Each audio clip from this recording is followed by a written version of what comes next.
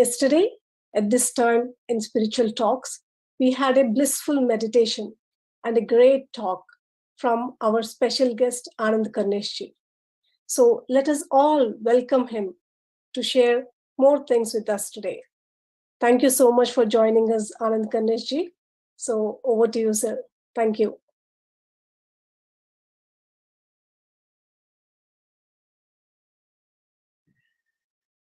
I had to unmute myself. Namaste, everybody. Thank you, Pranahita ji. Thank you. So, friends, we are back. And today we will dive deeper into the wisdom. So, yesterday's topic was emptiness is fullness, if you remember. And I hope you enjoyed it. We do not have any feedback here, participation, right? We cannot see anybody, right? So I'm assuming you all are enjoying it. You are logging in from YouTube and other places. So beautiful. So today we will dive a little deeper, and these 3 sessions are on the book, 1,000 Seeds of Joy. So we are going to go into some stories of Lakshmi ji, how even how the book began and what was that like, and some of my questions to her, and what did she say, and in some special places where we had some deep interaction. So I'm going to cover all of that, and then we'll maybe cover, let's see how many stories we cover today. We will probably go through Ramayana from her perspective. We'll go through Mahabharata from her perspective. And maybe we'll get into Buddhism, but maybe that'll happen tomorrow. We'll see. Okay, so let's begin with a guided meditation. Okay, and today's guided meditation theme is coming to a non-judgmental place, beyond good and evil. So yesterday's theme was emptiness is fullness. Today's theme is beyond good and evil, beyond judgments. Okay? So everybody, let's close your eyes. Feel your body's weight. Shift your body position to get it balanced, to get your back straight. You're rested completely, nicely, wherever you are sitting. This is important. You have to sit like a tree sits on the ground, fully rooted. Lakshmi ji, Goddess Lakshmi, her element is earth element. She works with root chakra. Root chakra is the place of manifesting abundance, good health, all of the physicality, material not in the sense of money, material in the sense of natural abundance of nature, Mother Earth, children, progeny. So all of that is in root chakra, related to root chakra. It begins, that's the foundation. So you have to sit like you're growing trees into the earth. Sorry, you're growing roots into the earth, and trees are growing on the top. So sit like that your roots are growing. And take a deep breath. And breathe out. Take another deep breath. And breathe out. Become aware of the sounds.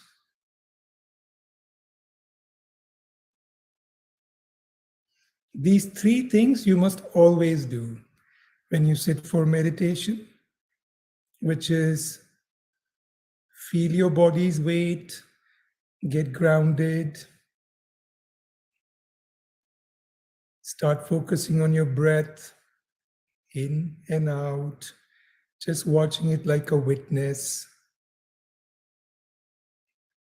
And third, become aware of all the sounds. Just three things if you would do, you would get into a deep meditation.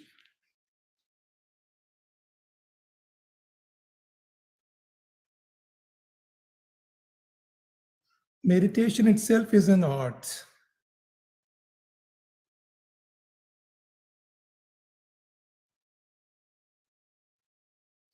It is going into not just the outer silence, there is an inner silence.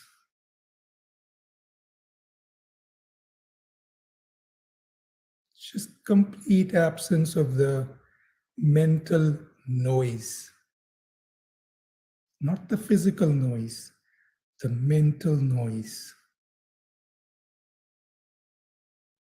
The delightful peace that comes, delightful peace, the primordial peace as you go beyond the thinking mind, the background noise. And the way to get to that is to use all of your consciousness, which is body consciousness, soul consciousness, and your higher self.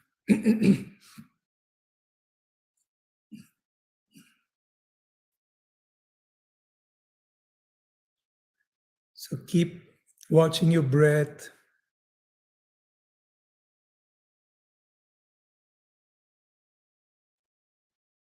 And think about all the judgments in your life from the place of a witness, from the place of emptiness. Don't even judge your judgments. Forgive yourself for judging. Just completely embrace yourself. The biggest judgment we make in our lives, which creates suffering, is we judge our own self. We are continuously evaluating ourselves and judging it. If not consciously, we judge ourselves unconsciously.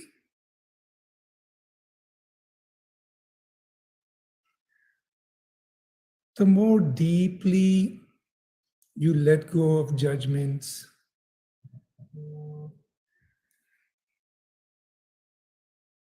the more deeply you embrace yourself as you are,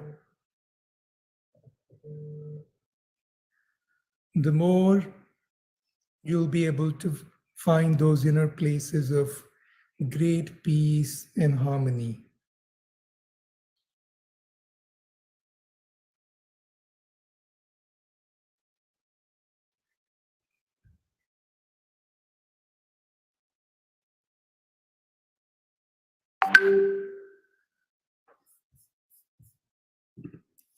Keep breathing.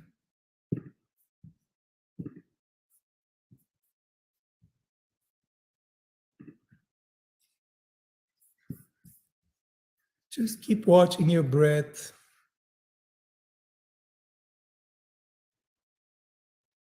And as thoughts arise,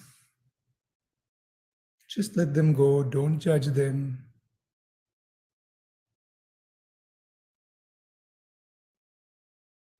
Just let them be, just like the wind.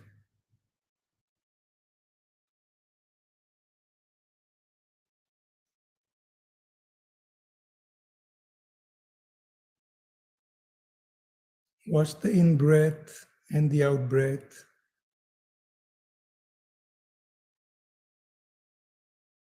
What if you did not know anything about breath?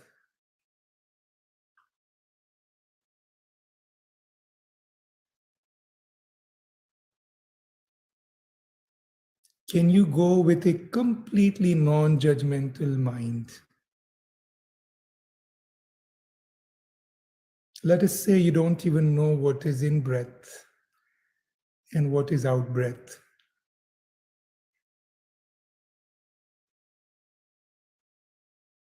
Just watching out of curiosity as the body breathes in and body breathes out. You don't even know what is in, what is out. Just go deep into the breath.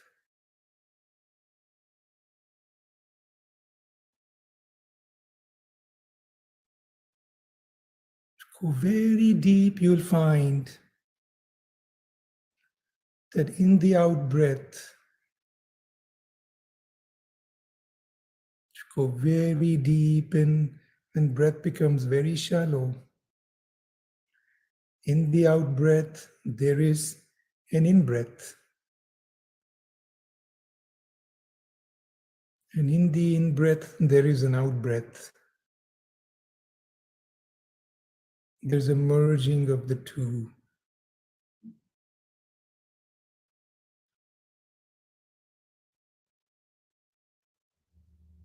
Because breath connects energy, spiritual energy, to physical energy, which is most exquisite when the mind is silent.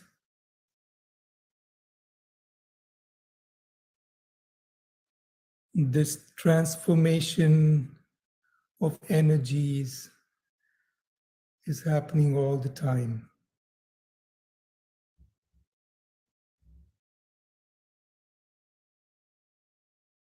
Go deep, you'll find when you're physically breathing out,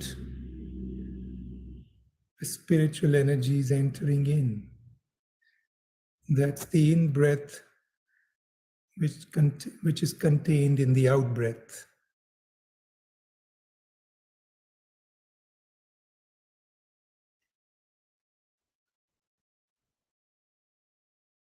So, breathing this way, not knowing what is in breath, what is out breath, just surrendering, completely surrendering to breath.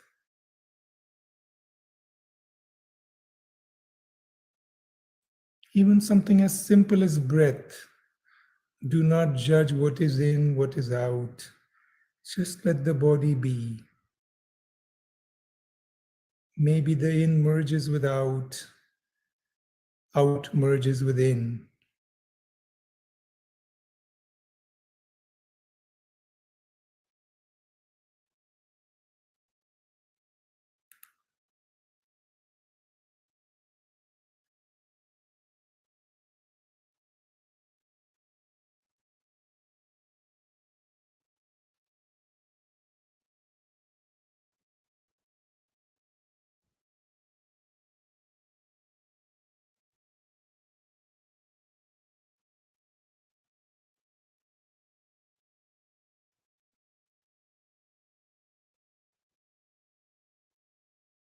All of nature is breathing.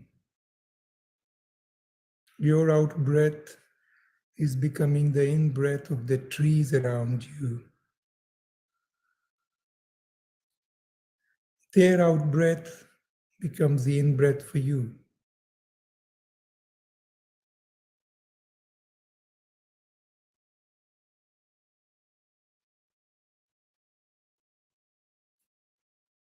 So you are in oneness. Just by breathing, you are in oneness.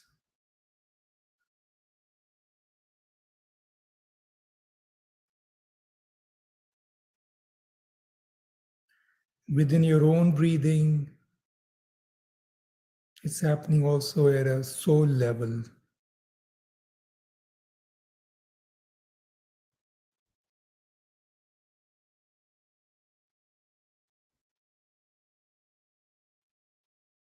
Just becoming aware of this can open up beautiful doors. But give up every little belief you have about breathing. Do not judge it. Are you doing it right, wrong? All conceptions about what is the right way, wrong way. Just be with the sensation.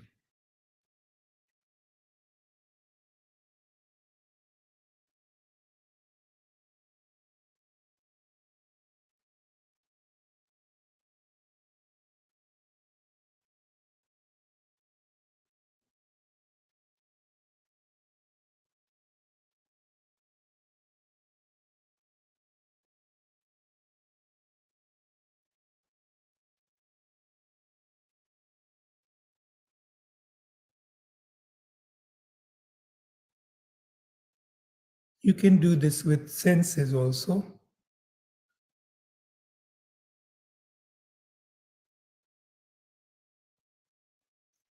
What if you did not know? What if you did not know anything about each sense? For example, can you drop every belief you have about sound?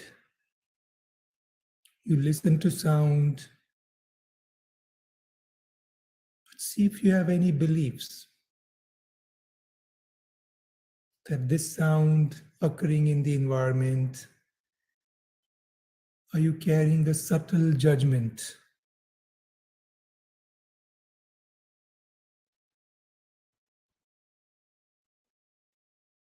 Suppose it's a sound of traffic.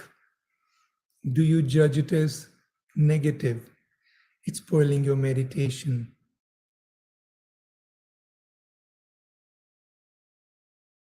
Can you drop that judgment?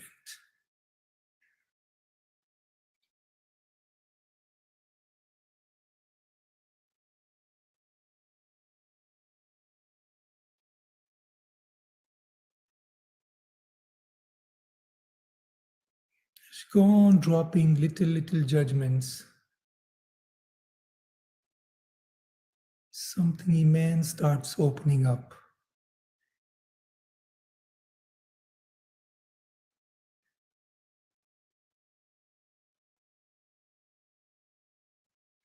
When you look at the sky, the night sky, starlit night sky,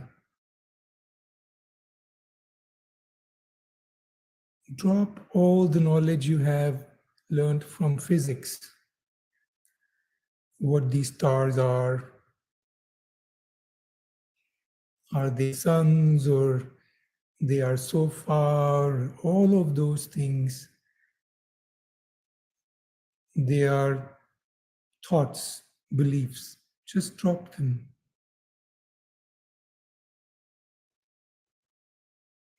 Maybe there's a profound spiritual magic happening in the night.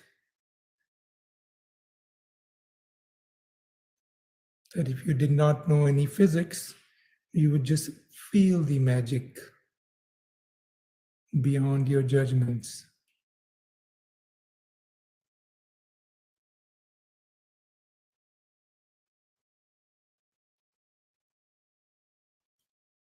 Ultimately, where we are going with this is, can you empty all of your knowing?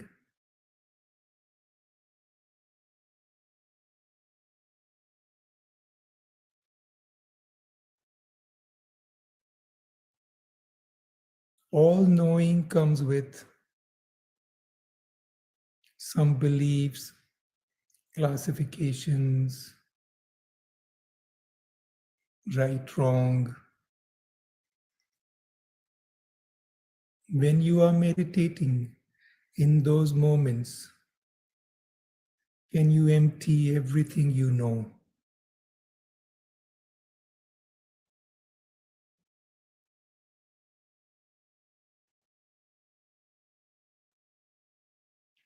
What if what you know, what if what you know is the noise?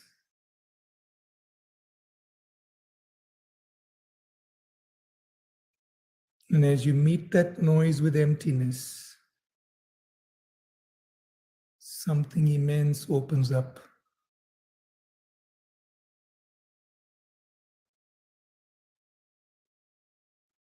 Keep breathing.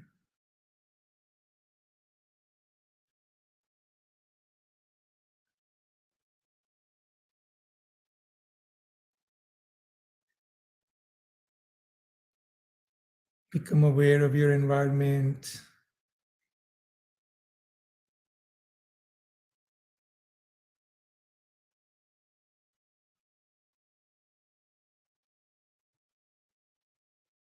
Feel your body again.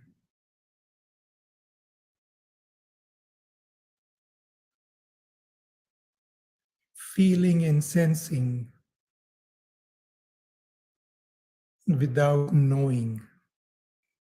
What is that place to be?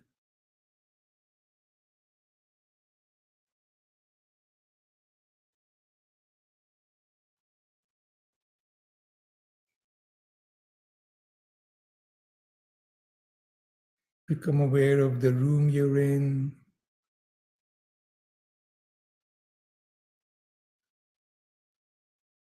Feel your body. You can gently move your toes and your fingers.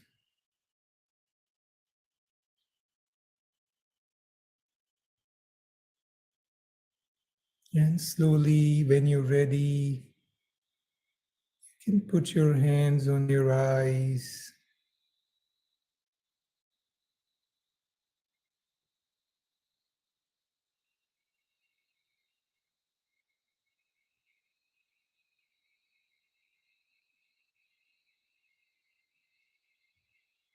And take your time. Come back here and now. And when you're ready, slowly, very slowly, open your eyes.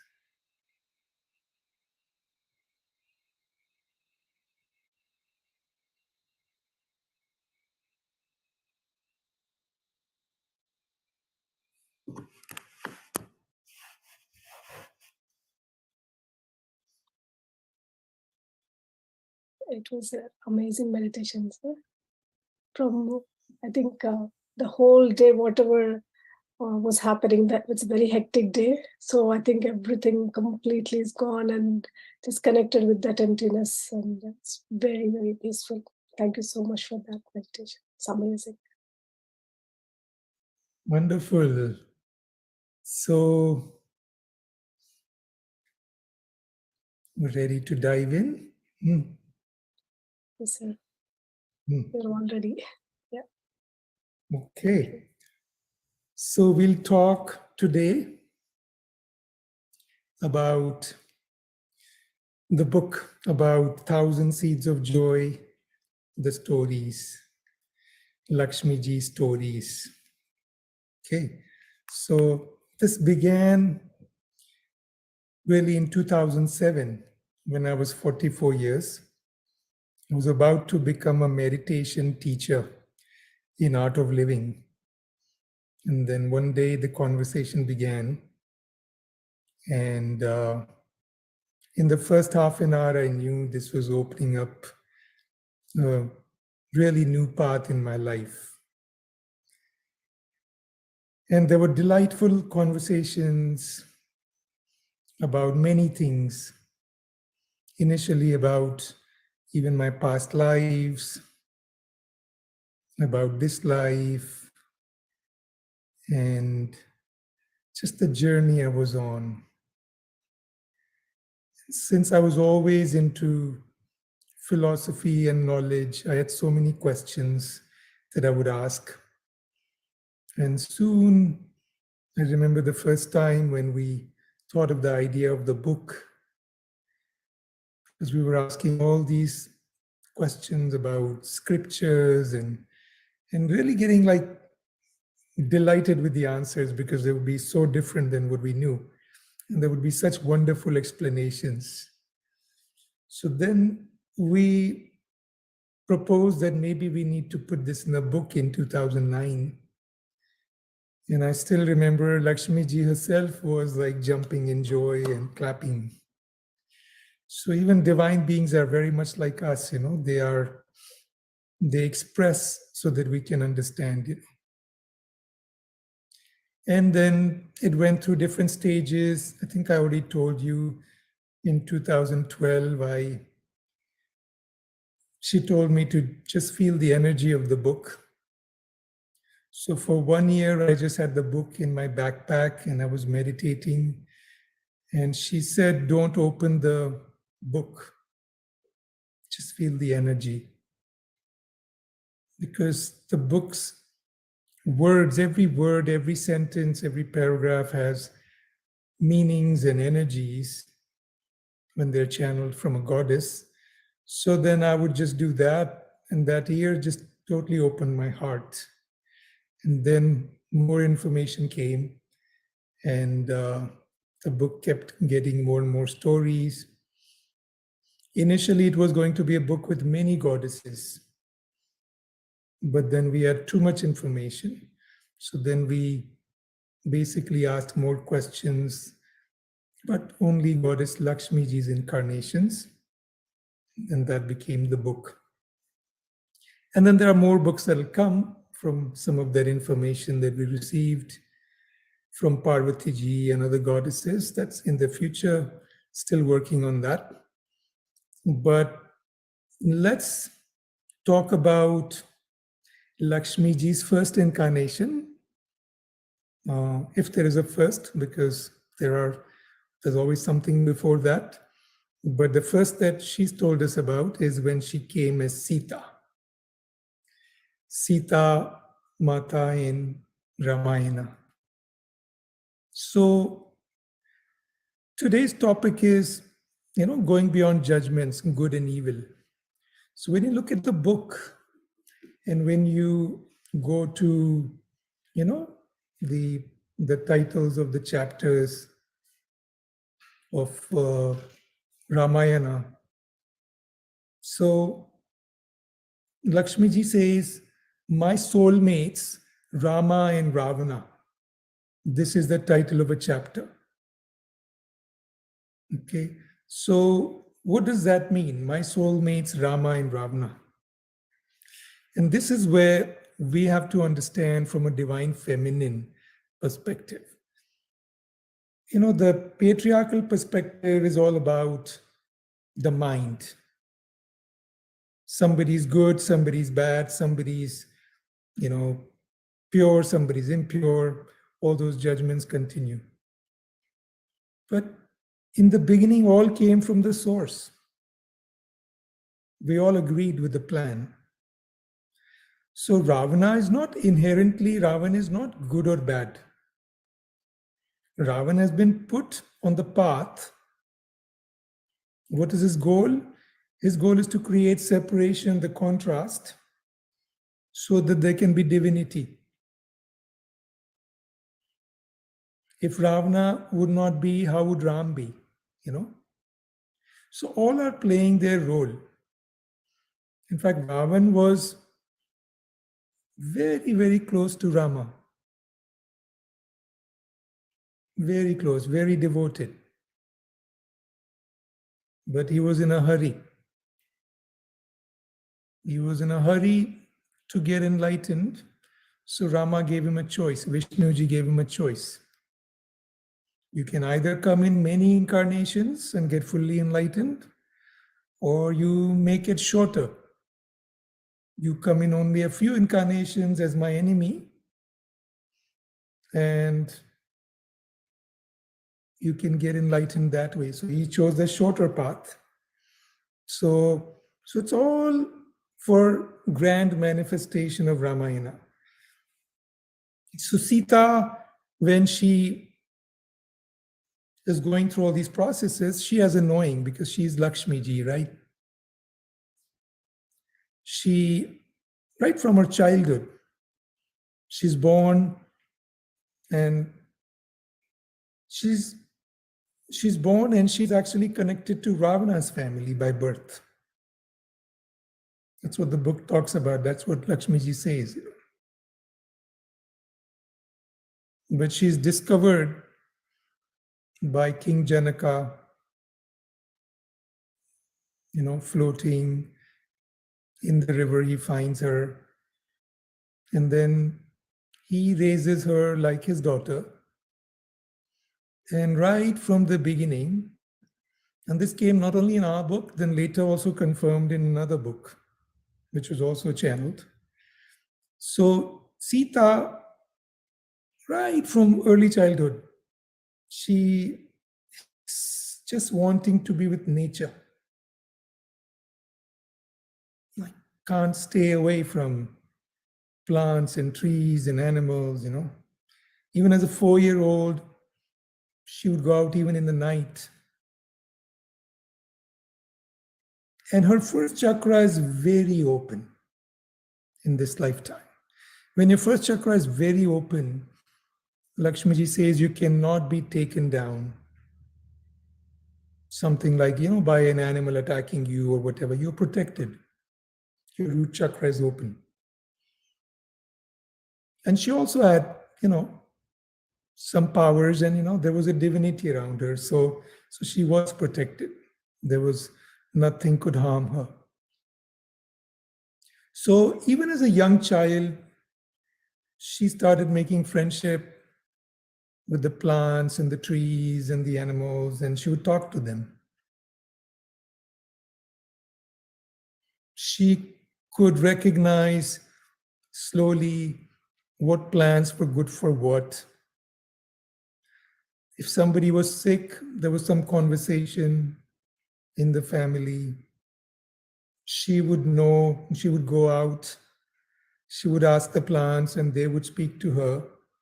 The herbs would speak to her. And she would know what herb to give to somebody who's sick. This she already had by the time she was 8-9 years old.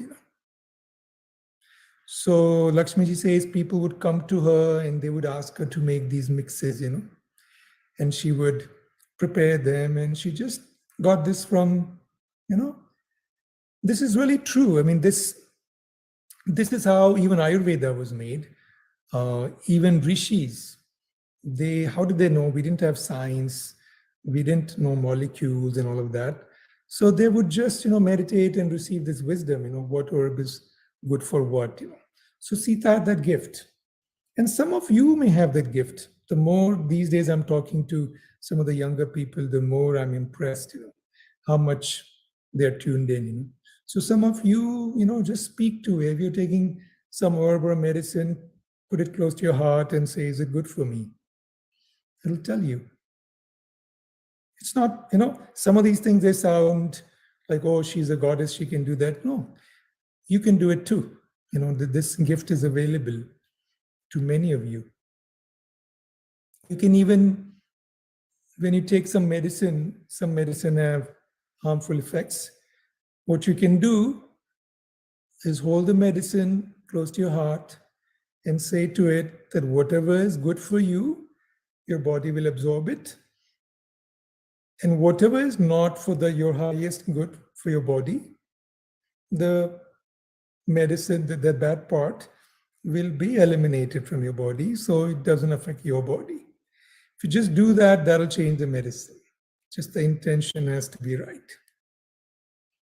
So Sita had these wonderful gifts, and that's how she grew up. And then when the time came that she had to leave Ayodhya, because after her marriage, Rama had to go because his father asked him to leave. You know the story with Kekai and all of that. So she was the first one who knew that her path was to go with Rama.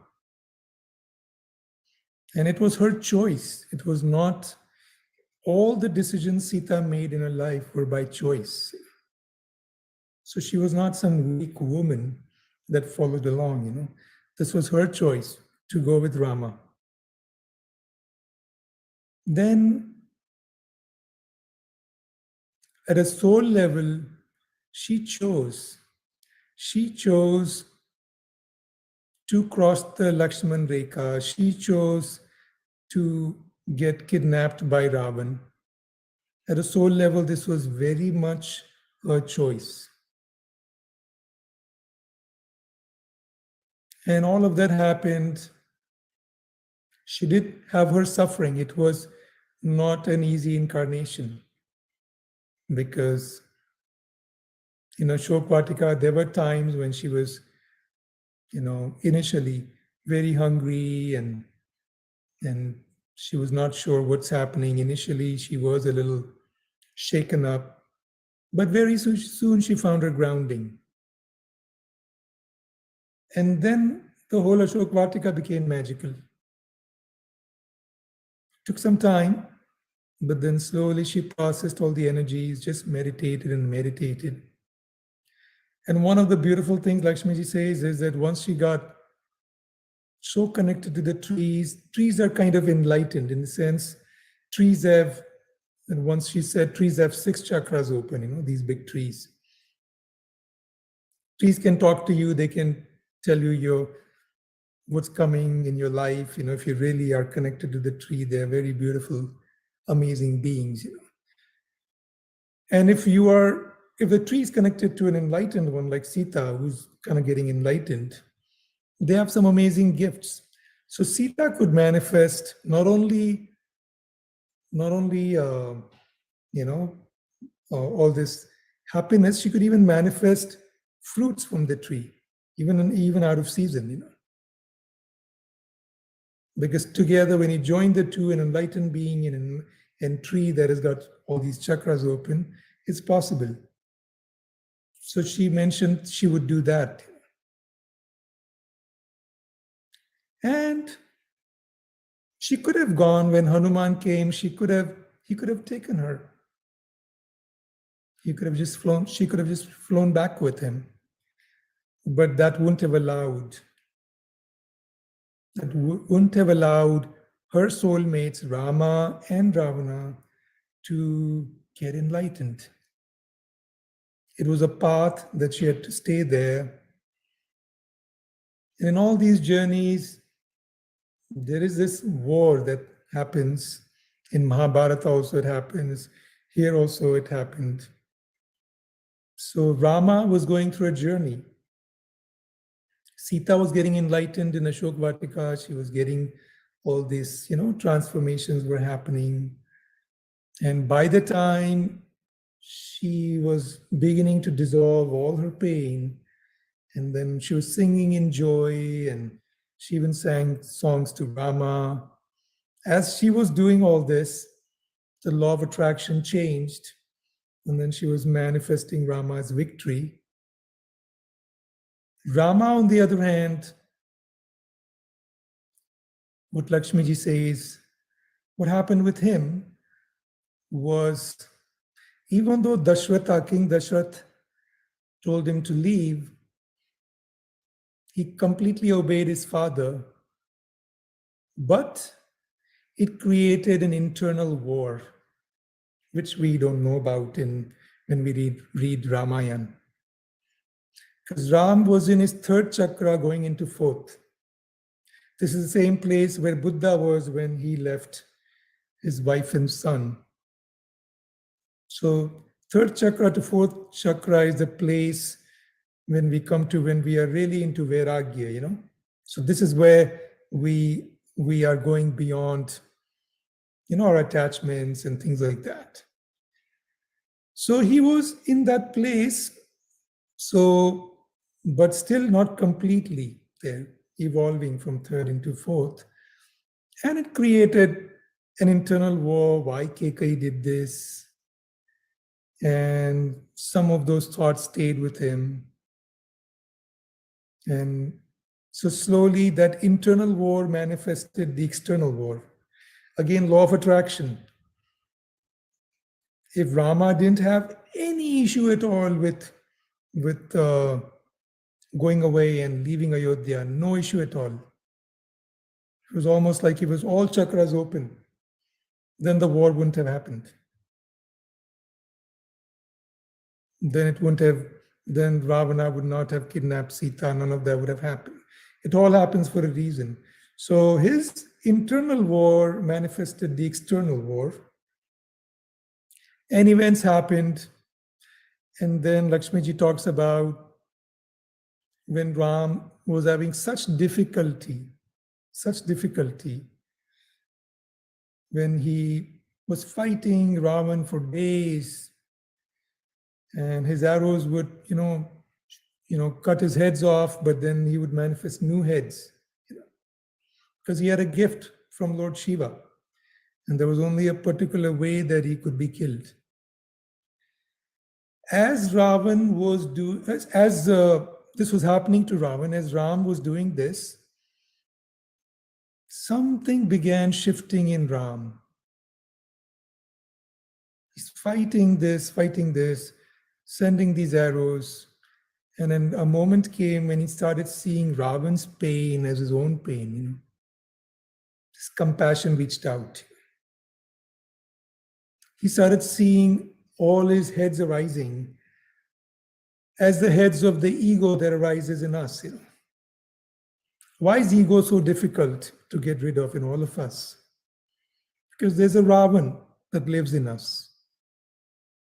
Both Ram and Ravan live in us. So the Ravan that lives in us, it keeps popping up with new faces of the ego. We think the ego is gone, but then it shows up in this situation. We think ego is gone, and then it shows up in that situation. And that is the Ravan just coming back again and again and again.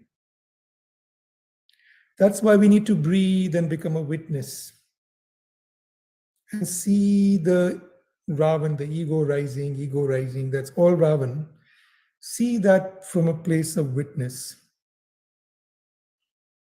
And we cannot tell the ego to just kind of, go away. Because who's telling the ego to go away? That's another ego. So it doesn't work. The witness has to come and give a big embrace to the ego. Just watch from far. Just watch the meanness. How much suffering the meanness is creating, How much suffering Ravan was creating in Lanka with his meanness, wanting to expand his rule, in all three realms. He wanted to be the king of all three realms. So this attachment to meanness, and Ram really watches this very closely. This intensity of suffering in Ravan. And his heart melts, as he's watching this, even as he's fighting. That's the beauty of this kind of fighting that happens in some of the scriptures, that it happens with a lot of conscious awareness. If this kind of fighting humans engaged in with a lot of conscious awareness, what would happen? We would soon go beyond all fighting. That we are fighting unconsciously. We're into our emotions. We're into our judgments. We're into revenge. Ram had already worked. He was third into fourth chakra and he was evolving. And as his compassion increased in him, that's when he got message from the higher self, from his higher self, which is Vishnu, that now the time was to liberate Ravan, and that was he had to hit an arrow just around his solar plexus, above his navel. And only when he would do that at a particular point, then Ravan would be released. So the last arrow that he shot was with a lot of energy of compassion. It flew with immense love. It was for Ravan's liberation, not for killing him. There's a lesson in this even for us. Even if you are sitting outside in a yard and there are many mosquitoes, and you have no other solution, even if you happen to kill a mosquito, do it with the intention of that liberating the mosquito with love. Don't do it with anger. Anytime, even if you have to engage in any kind of killing, do it with tremendous love. Any kind of separation, do it with tremendous love. Then the karma is resolved. Even those people who are having a divorce, you married the person, there must have been some love, there must have been some friendship. When you are divorcing, at that point, do it with a lot of love. Then you won't carry any karma in your next relationship. So all endings should be done with tremendous love. When we're dying also, it's good if people are around us, holding us, and we go with a lot of love. So this last arrow that was going to go, until then, Rama was shooting these, and there was this energy of, a little more energy of fighting and frustration that, these heads keep popping up again and again, because he had psychic gifts, Ravan. There are these psychic gifts. This is not unscientific. You can, in Tibet, some of this magic happens even now, people die with rainbow bodies, as I was saying. There are these gifts, psychic gifts, energy and body, just like E equals to mc squared by Einstein. Energy and matter can be converted to each other. Even physical matter energy can be converted into spiritual energy and back and forth. But that can happen only with deep surrender to meditation. So Ravan had this gift, and he would do that, and Ram was getting frustrated.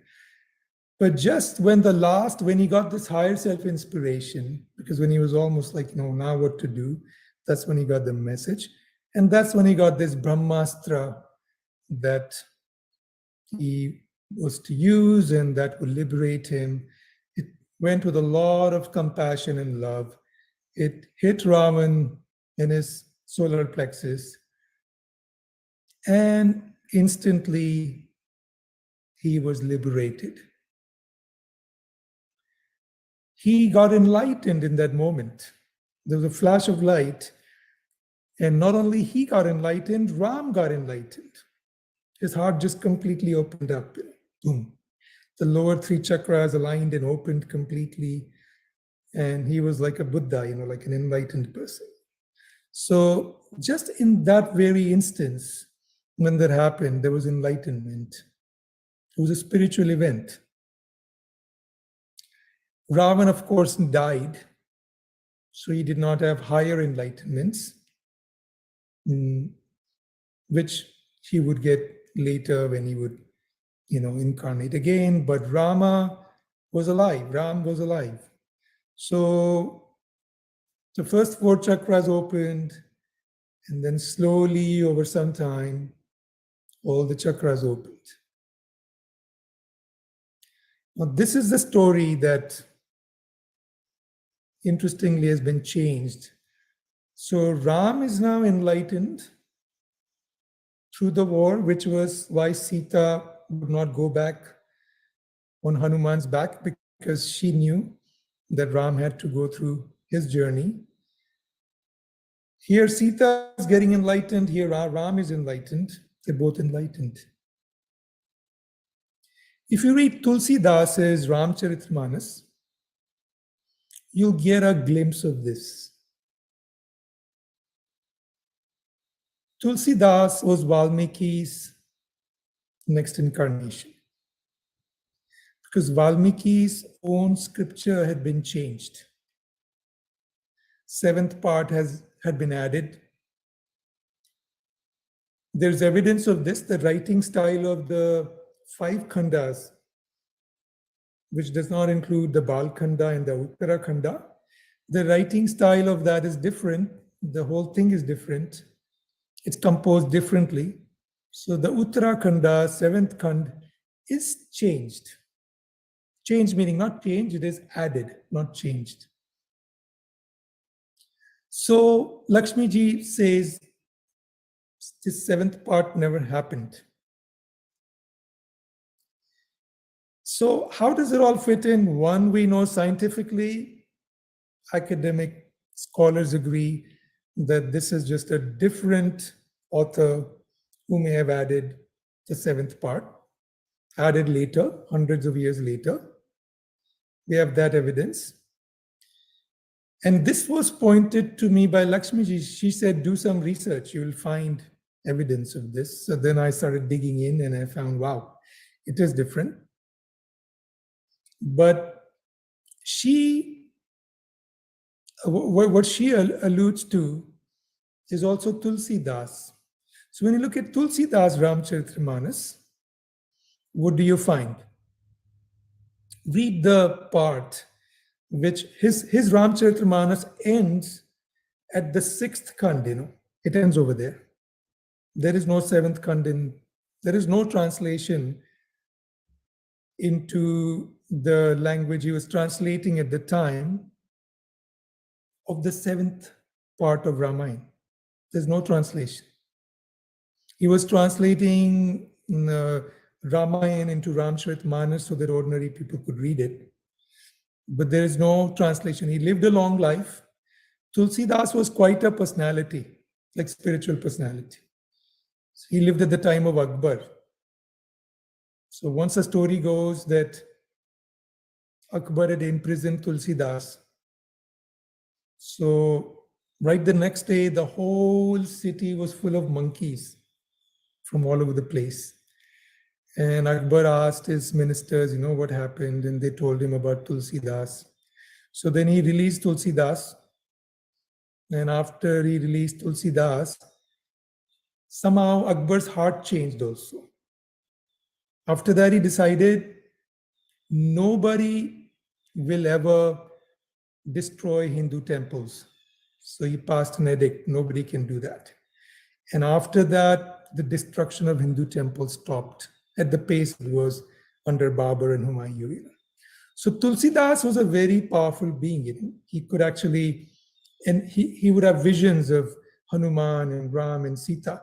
So he was completely in touch with Vishnuji, divine beings. If the seventh part was true, he would have written it, he would have translated it. Ramcharitmanas does not have the seventh part. That's another piece of evidence. And the third is what Lakshmi ji says. She has no memory of being removed from her own house. So why was this added? To make Sita look weak. Imagine, if based upon the rumor of a washerman, the king can basically throw out his most amazing wife, goddess wife, Sita, then what would an ordinary husband say to an ordinary wife, ordinary human? King can do that, so obviously the ordinary people can do that. So this all was added to enhance the power of patriarchy, the priests, the male power. And this was an addition made much later.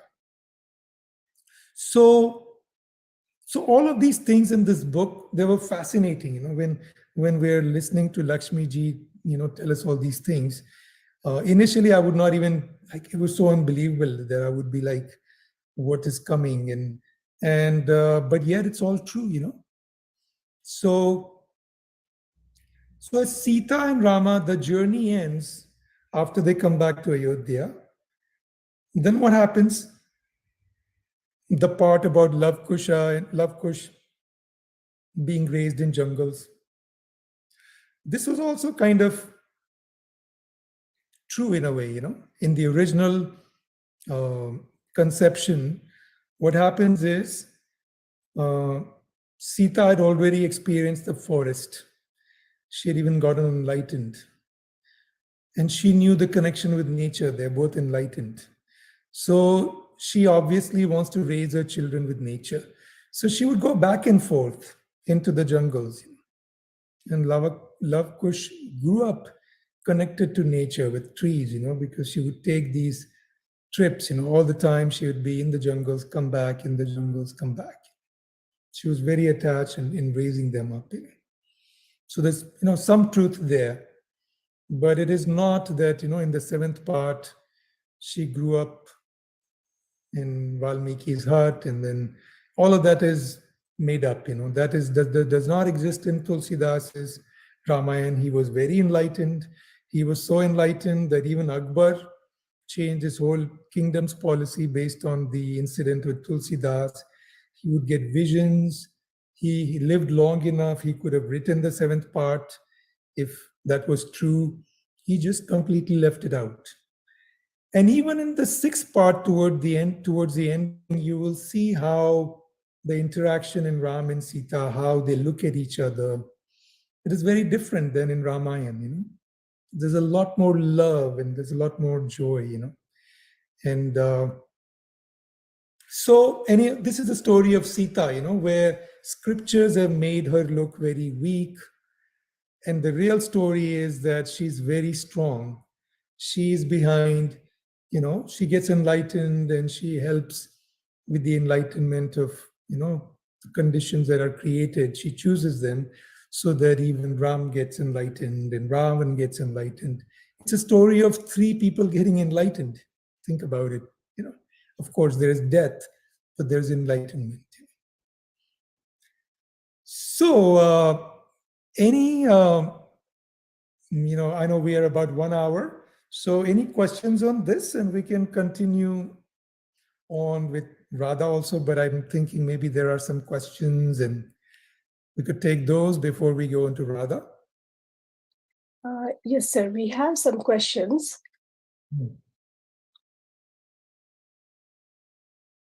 Yeah. Your message for youth. Okay, message for youth. Who asked this? It is someone called Swati.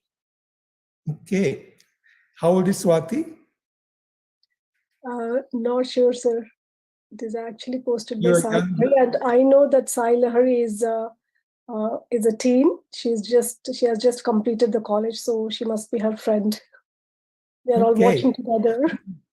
Assuming she's young, so she wants to know about, all of us are young, whatever age. But in biological age, yes, what's the message for the millennials, for Generation X, for Generation Y? What's going on? Well, you are lucky to be born at this time because future looks bright to me.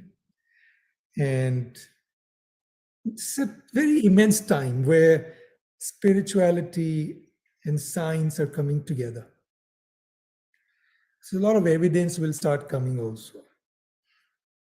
And genuinely, the youth, the next generation, I am so impressed. I can't tell you with the younger people in countries like India. They're very aware.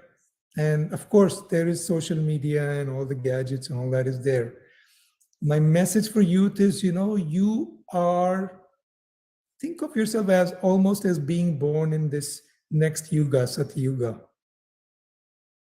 And try to build these connections with nature, with your body, because you already are starting, like, if there's a race, you're starting 5 steps ahead because your soul has already done the work in many lifetimes.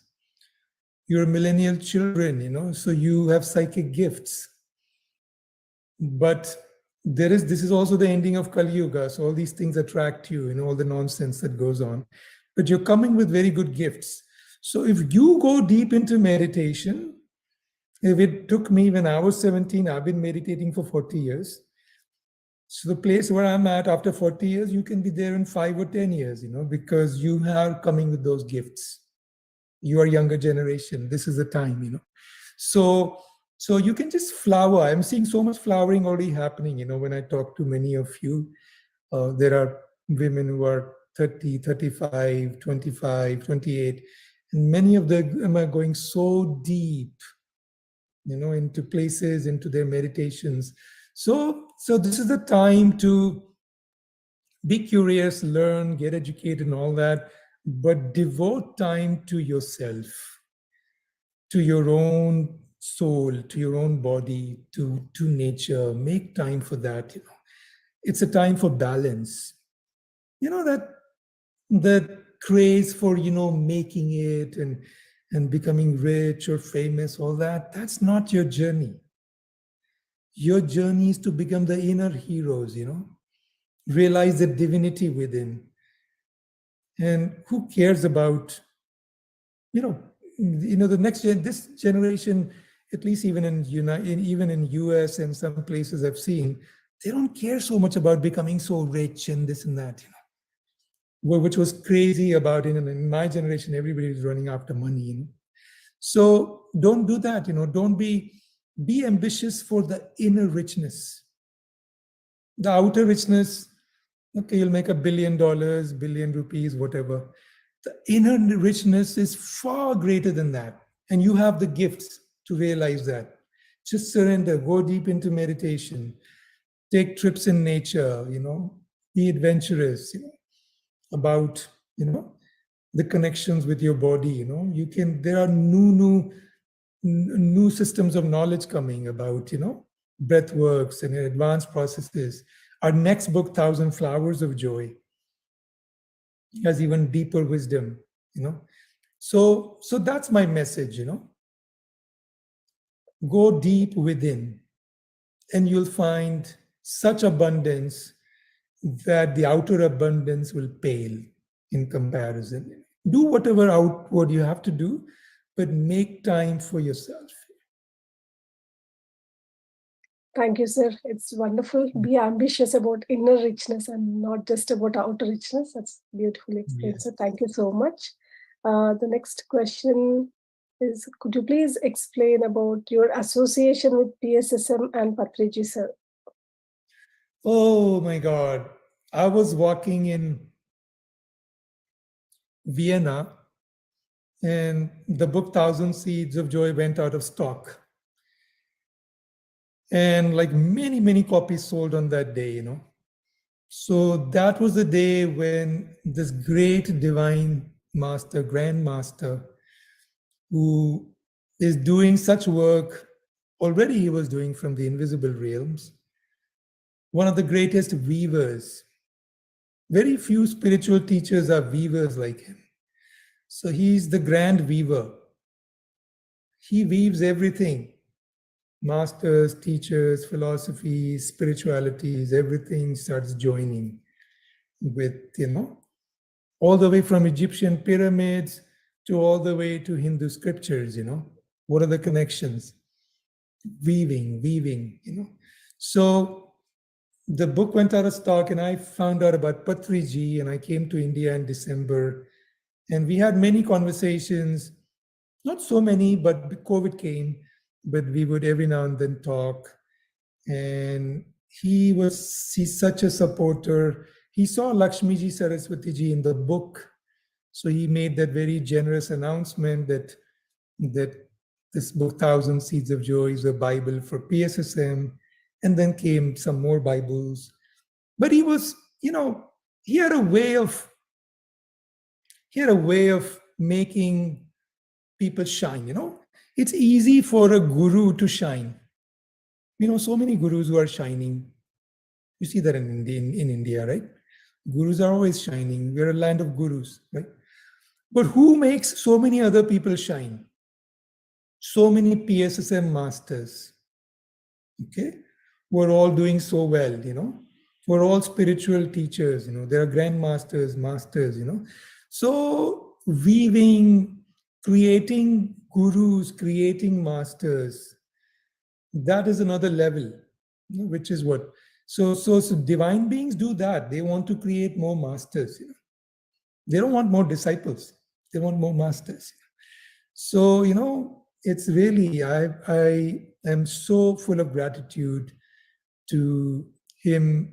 Bringing the book in everybody's attention. And many of our Devi teachers, some of them on Devi Circle, are from PSSM.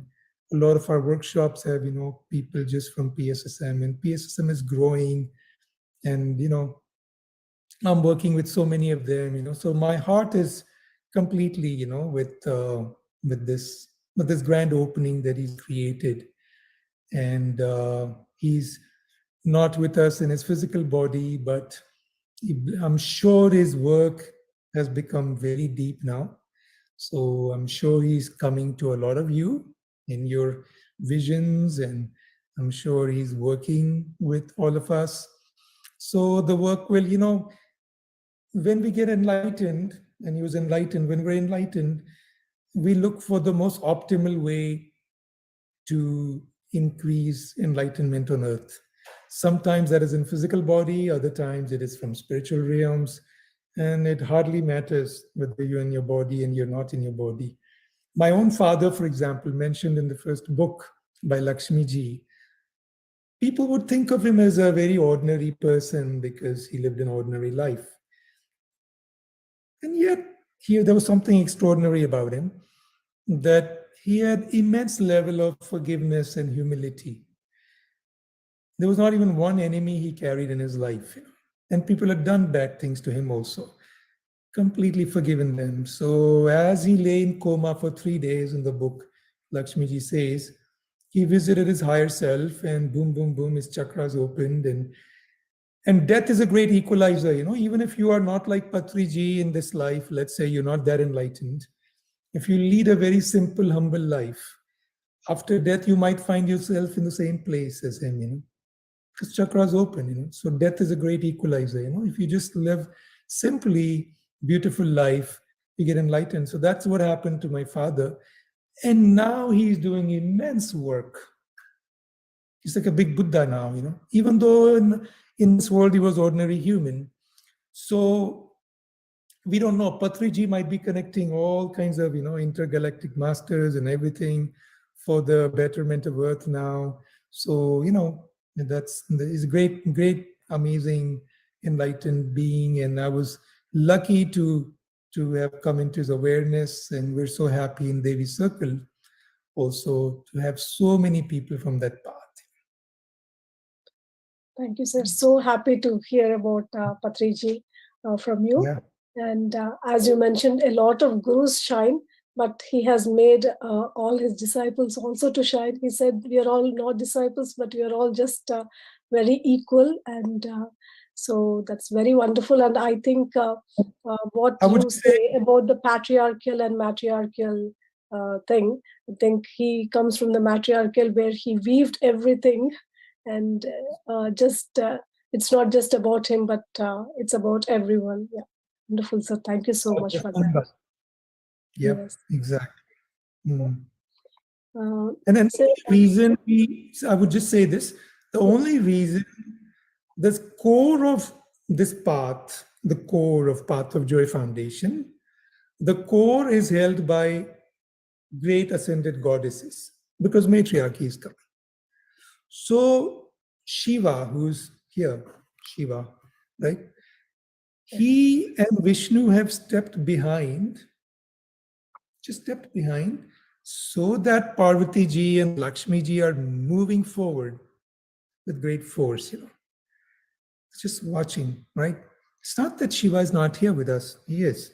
It's not Vishnu is not with us, but it's a shift from patriarchy to matriarchy. So these ascended goddesses, Lakshmi ji, Saraswati ji, Parvati ji, Mother Mary, Mary Magdalene, Bridget, Isis, Kuan Yin, Tara, Mother Gaia, they're all holding each other's hand, dancing, walking, dancing, circling around Mother Earth, adding so much love from their hearts on humanity that our frequencies just evolve into the fifth dimension, into the more matriarchal world. Matriarchal simply means that the mother's heart is running everything. Not only the family, but also the country, also the corporations, everything. So the only reason we don't have, even on Path of Joy Foundation, you will not see Just the male energy is just from the back. So we don't have Ananda, Karunesh everywhere. It is Devi teachers. So we don't put, pictures of the male teachers so much, because now is the time for the goddesses to shine, and they are the core. In that goddess core is all the Devi teachers. There are male teachers also who are teaching about femininity, like I'm doing. But just the transition right now is such that, we have more feminine, female teachers more at the center. But there's going to be male teachers also. And then there are these Devi circles, women circles, held by the Devi teachers. So this is, the core is the goddesses. So if you were to ask what is the guru of this path, it's all these ascended, it is a circle of these ascended goddesses. Not one is above the other. Lakshmi ji is not above Saraswati ji, is not above Mother Mary. They're in a circle. And that's matriarchal leadership. There's never one above the rest. There's not one queen ever. In matriarchal, it's about the tribe. It is the circle of goddesses. So I wanted to just mention that why, how this path and how it is connected to PSSM and so on. Just the goddesses have become very important in the transition.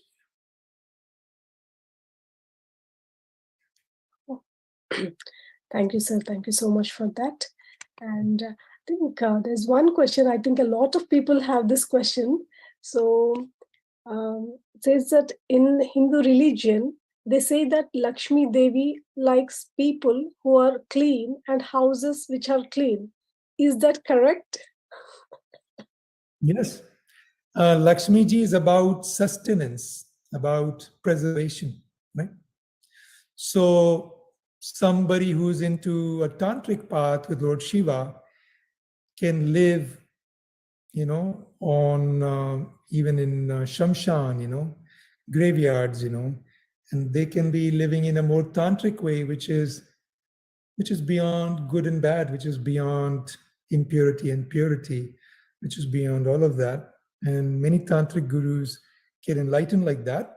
But Lakshmi's path is more the middle path of the, So if you have a clean house, if you've got an organized house, clean house, a little discipline, you'll get time to meditate, the householder way. And the householder way has to have cleanliness. You're not a wandering mystic. If you're a wandering mystic, it doesn't matter. Cleanliness, not cleanliness, you're just meditating anywhere. And truly, deeply, everything is pure. If you're in that emptiness of meditation, that deep emptiness, there's no distinction left. Everything can become light. So at the end, all these distinctions are mind-made, what is pure, what is impure. And we have to go beyond judgments. As we said today, that was the theme. There's no judgment that Ravan is evil, Ram is pure. They are just both existing for the play of the Leela of the world, So your mind has to go beyond that. But when you start out on the spiritual journey and you're living in a household, then it makes sense to have a clean house. Otherwise, you'll get bacteria, you'll get rotting food, you will get, diseases, you will not be able to raise the children. Children need to be raised properly in the clean environment, But if you're a wandering mystic, no family, nothing, then tantric way is also fine. So it's just certain goddesses will support certain ways.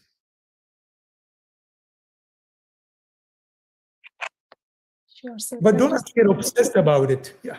Yes. It should not be some people get obsessed about cleanliness. It's nothing about obsession, just reasonable cleanliness. And then the heart, you can be obsessed about.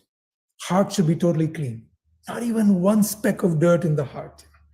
But a little bit of dirt here and there remains in the house, no problem. Your heart has to be really clean. Yeah, I think that really explains it very well, sir. Your heart has to be really clean without any speck of dust. That's great, sir. Thank you so much for that. And the next question is how to gain oneness. Any tips on that? It depends what you're struggling with, what's causing your not oneness, you know. So the tips have to depend on that. Mm. I'm assuming your problems are related, most humans are, to mostly three things. It's either your body, physical health, or your career and finances, right? So that would be either a problem. And, and then your mental peace, So, so how do you see oneness? How do you see oneness? When things merge with one another in harmony, not in disharmony. That is oneness, right? So there are many kind of flowers in the garden. Do you think there is oneness? Many flowers. There's sunflower, there is rose, there's lilies, there are all kinds of flowers, right? Do you think there is oneness in a garden? There is, right? The flowers are not competing with each other. Why are flowers not competing with each other? Why doesn't a rose say to a sunflower, my smell is better, or I smell more? Why is that not happening? Because everybody is in joy. All flowers are in joy. The nature of flower is to be in joy. You will see that joy shining from even the pistil of the flower. There'll be a lone drop hanging. It's expressing that joy. The flower is opening up, right? When you are in joy, then is there two-ness or is there oneness? All issues happen when you're not in joy, right? Then when there's suffering, contention, then there's no oneness. Can you come to joy in small, small things? Can you find those 1,000 seeds of joy in your life? There's always something good happening in your life, but we're focusing on what doesn't exist in our life. We're comparing. Why we start using our breath body, because we want to rest our mind a little bit, because mind is like a volcano, hurricane, tornado. It has eye of a storm, and it moves and moves and moves and moves and creates destruction. So you have to surrender that mind, that storm into the body with breath. As you do that, as you connect to the body and soul, you start seeing joy. You start finding oneness. Mind is the instrument of dividing everything. Thinking, dividing, judging, dividing. And there's two-ness and manyness and jealousies and envy and hate and anger and revenge. The drama continues. The mind slows down, surrenders to breath, to the body, calms down. You become one with body and soul. You're sitting in your living room, instead of fighting with somebody who's come, you start looking at the flowers in your yard, and there's oneness, right? Because you realize, what's the point of this fighting? There's so much inner joy inside. If you are fighting with some enemies or somebody, look at their suffering. They're also suffering. Look at oneness, find oneness in that. That's how Jesus found oneness in the people who crucified him. He saw their suffering. He saw how limited they were. Increase your inner resources, as I said, inner richness to the young people, to the youth.